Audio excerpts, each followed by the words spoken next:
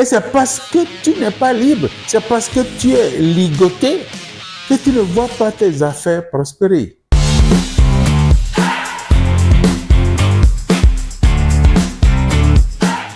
Esprit de Pentecôte, souffle de Dieu, vois ton Église aujourd'hui rassemblée. Esprit de Pentecôte, souffle de vie, emporte-nous dans ton élan, emporte-nous dans ton élan. Joie, joie, mon cœur est dans la joie. Joie, joie, mon cœur est dans la joie. Oui, chers amis de Dieu, c'est en fredonnant ces chants que je vous salue, que je vous donne la salutation de Dieu, que je vous donne la bénédiction de Dieu. Vous qui êtes disciples de Dieu, vous qui êtes appelés de Dieu partout dans le monde, oui, c'est à vous que nous nous adressons. C'est à vous que Comprenne qui pourra s'adresse. C'est à toi, chrétien, dans la communauté chrétienne universelle, c'est à toi que Comprenne qui pourra s'adresse. Sois remercié, sois salué, sois béni, et que cette bénédiction de Dieu te réveille. Le choc de la foi justificatrice, la foi vivante en question, le scandale de la vérité divine, la vérité libératrice en question. Chrétien ligoté, libère-toi. Chrétien ligoté, libère-toi. C'est sous ce titre que Comprenne qui pourra entend mener sa vaste campagne de renaissance christique. Renaissance christique qui réchauffe les cœurs, qui permet à l'esprit de prendre du terrain, qui permet à l'esprit de semer ce qu'il doit semer dans chaque cœur chrétien. Cette campagne de libération, cette campagne de renaissance christique, tu n'en es pas le spectateur, tu en es l'organisateur. Parce que si ta part manquait, la campagne cessera d'être campagne. Ne te mets pas à l'écart. Inscris-toi. Inscris-toi dans le registre du Saint-Esprit. Inscris-toi sur le registre spirituel et ton nom sera reconnu. Ne l'oublie pas. C'est une vaste campagne. Ça peut durer. Ça peut prendre du temps. Mais l'Esprit se propose de parler à notre esprit. L'Esprit se propose de parler à l'esprit de chaque chrétien. L'Esprit se propose de réveiller l'esprit de chaque chrétien dans la communauté chrétienne universelle. Un projet aussi vaste va-t-il connaître ton absence, toi, alors que tu te dis chrétien, tu te dis porteur du Christ, tu te dis Christopher? Non, ne sois pas absent. Nous allons donc vous présenter cette campagne de renaissance christique en deux parties. La première partie sera consacrée au constat des chrétiens en prison, au constat des chrétiens ligotés. Ça fait mal, ça me fait mal. Quand on m'a demandé de faire ce travail, mais j'ai réfléchi plusieurs fois. Et ça m'a donné de prendre conscience réelle de la situation des chrétiens dans le monde. Toutes tendances confondues, toutes religions confondues, tous ceux qui se réclament du Christ. Nous allons faire le constat dans la première partie.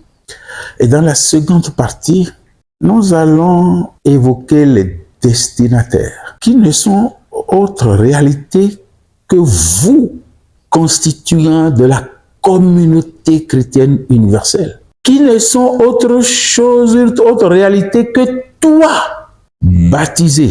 Peu importe là où tu t'es fait baptiser, de quel groupe te réclames-tu, peu importe, pourvu que tu portes le nom de chrétien. Quand tu portes le nom de chrétien, tu dois reconnaître que jusque-là, tu es en prison. Prison de ta chair, peut-être. Prison de ta bouche, peut-être. Prison de ton échec. Prison de ta malcompréhension. Prison de ton ignorance. Prison de ton esprit que tu n'actives pas. Prison de ce que tu ne sais pas. Voilà. Ce serait là la substance de la deuxième partie. Et l'ensemble sera présenté pour quand l'esprit le sait. Nos moi supérieurs le savent. Tout ce que comprenne qui pourra vous demande, c'est d'être prêt pour être embarqué dans le bon système, dans le grand système, le système réveilleur de la conscience, pour qu'à la fin, chacun puisse se retrouver véritablement chrétien. Chrétien, nous le sommes de nom et ce n'est pas bien. Normalement, on ne peut pas parler d'un chrétien en prison. Je ne parle pas de nos prisons. Je parle des prisons spirituelles. Je parle des prisons qui empêchent le chrétien d'être chrétien de fond, d'être porteur du Christ. Quels sont les différents constats? Qu'est-ce qu'on constate? Vos échecs, nos échecs. Et là, on commence par poser question à Dieu. Où es-tu? Je suis fidèle à toi.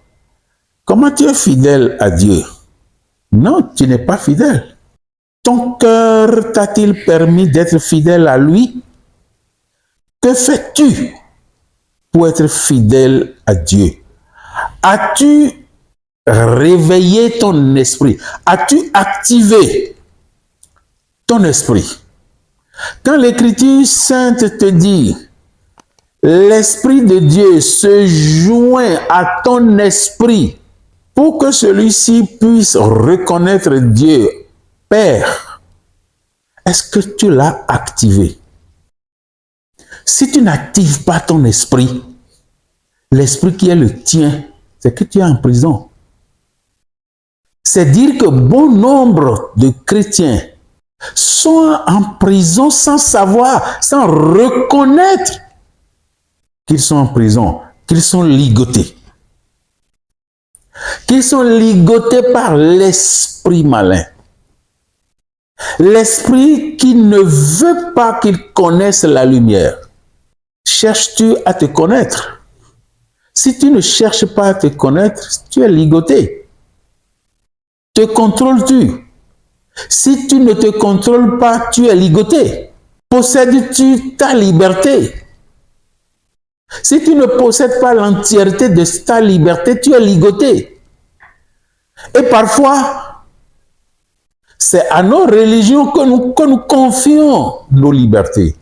Non, nous l'avions dit. C'est au ciel que nous confions nos libertés, alors que nous ignorons proprement ce qu'on appelle ciel. Dieu nous a fait libres. Il nous a libérés.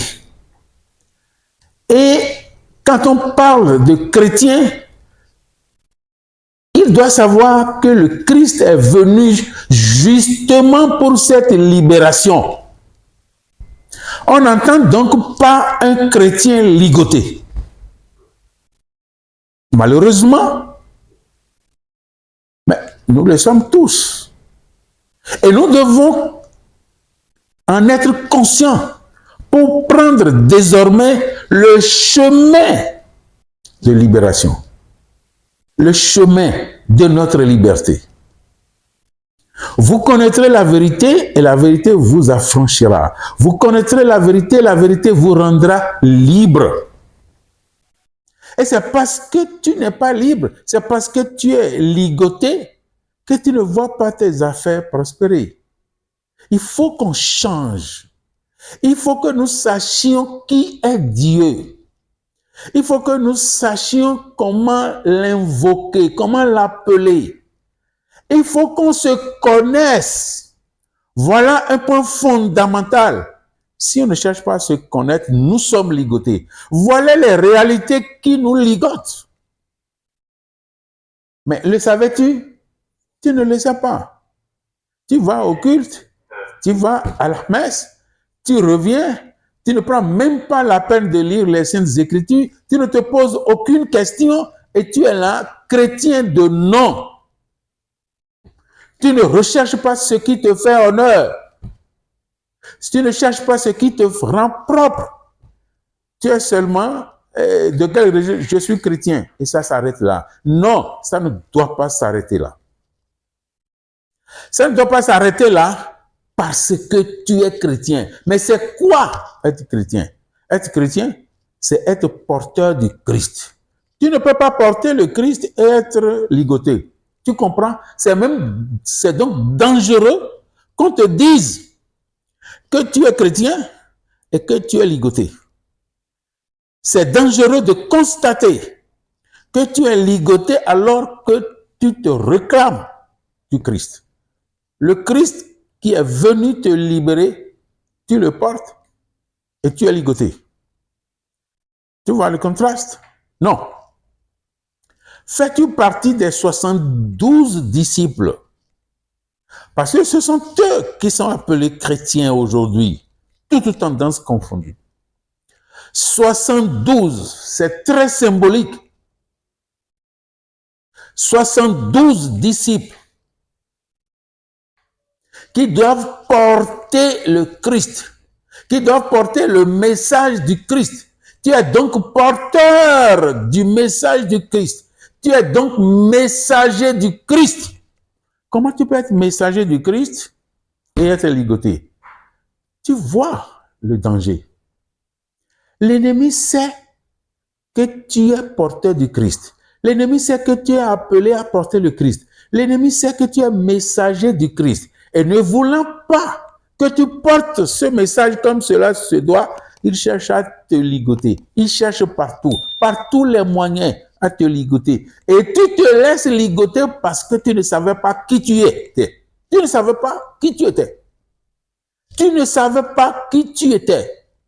Tu ignorais tout de qui tu étais. Et pourtant, tu as été appelé, non seulement appelé, élu. Tu ne fais pas partie de la grande quantité de ceux qui sont appelés, mais tu fais partie de la petite quantité qui est élue. Sinon, tu ne ferais pas partie des 72. Tu fais donc partie des 72 disciples. Et en étant l'un des 72 disciples, tu es porteur du message chrétien. Ne te dis donc plus seulement chrétien, tu es porteur du message chrétien.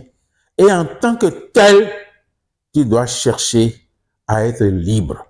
C'est pourquoi cette grande campagne t'appelle, te rend responsable pour que, dans la conscience de ta responsabilité, tu deviennes qui tu es en réalité. La foi du Christ, scandalisateur. Le Christ de la foi agissante. La vérité de la foi en la vérité, comprenne qui pourra.